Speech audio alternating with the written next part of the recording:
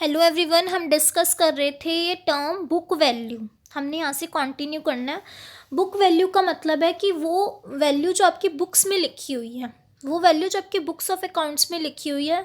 जैसे आज मैंने मशीनरी खरीदी 2 लाख रुपीज़ की, ठीक है, लेकिन मार्केट में उसकी वैल्यू है 1,50,000 की, ठीक है। मतलब वो वैल्यू जो आपकी बुक्स ऑफ अकाउंट्स में लिखी हुई है उसे हम बुक वैल्यू बोलते हैं, ठीक है। अब नेक्स्ट टर्म है हमारी books of account. Books in which the financial transactions of an entity are recorded और मेंटेन।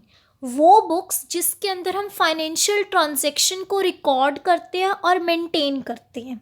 मैंने पहले ही बताया था अकाउंट्स के अंदर हम सिर्फ और सिर्फ फाइनेंशियल ट्रांजेक्शन को रिकॉर्ड करते हैं, मनी रिलेटेड ट्रांजेक्शन को रिकॉर्ड करते हैं, नॉन फाइनेंशियल ट्रांजेक्शन को रिकॉर्ड नहीं करते।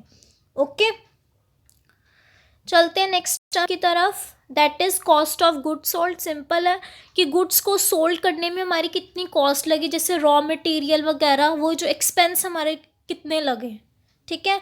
डेबिट के अकाउंट के 2 साइड होते हैं। डेबिट को लेफ्ट साइड बोला जाता है अकाउंट का, और क्रेडिट को राइट हैंड साइड बोला जाता है अकाउंट का। अकाउंट मतलब कि अगर हम कैश अकाउंट बना रहे हैं तो कैश से रिलेटेड जितनी ट्रांजैक्शन होएगी वो एक हेड के अंदर रिकॉर्ड की जाएगी, उसे अकाउंट बोला जाता है, ठीक है।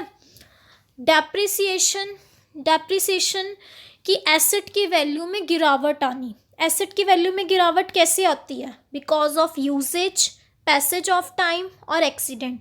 फॉर एग्जाम्पल, आज मैंने मशीनरी खरीदी 1,20,000 की, ठीक है, उसको पूरा 1 साल मैंने यूज़ किया। अब 1 साल पूरा यूज़ करने के बाद मैं उसे आज सेल करना चाहती हूँ, तो उसकी कीमत कितनी होगी? 1,20,000 तो होगी नहीं, उससे तो कम ही होगी, पक्का उससे तो कम ही होगी। उससे कम क्यों हो गई? क्योंकि अब वो सेकंड हैंड हो गई है।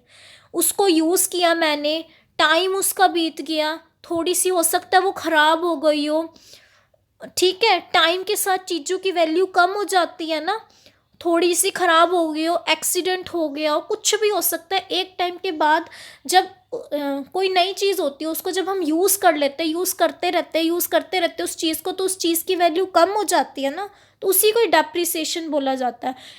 इस डेप्रिसिएशन का पूरा एक फुल चैप्टर है, इसके आगे हम मेथड्स पढ़ेंगे, ठीक है। ये मतलब इसका आगे पूरा फुल चैप्टर होता है, वो आगे हम पढ़ेंगे। नेक्स्ट टर्म है एंटिटी, मतलब हम। It means an economic unit which perform economic activity, कि जो बिजनेसमैन परफॉर्म करता है इकोनॉमिक एक्टिविटी अपने बिजनेस को चलाने के लिए। ओके, चलते हैं नेक्स्ट टर्म की तरफ।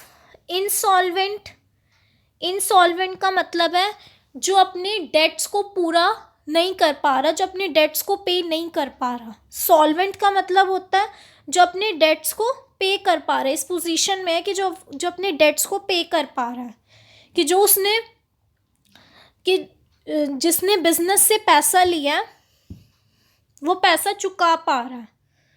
ओके, प्रोप्राइटर मतलब businessman, entrepreneur.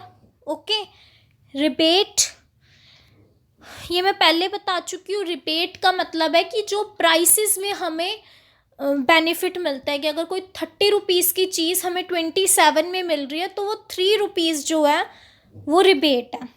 Okay, it is the reduction in the price allowed by the seller of the goods after the goods have been sold, कि गुड्स को सेल करने के बाद जो प्राइसेस में रिडक्शन करता है सेलर, उसे हम रिबेट बोलते हैं।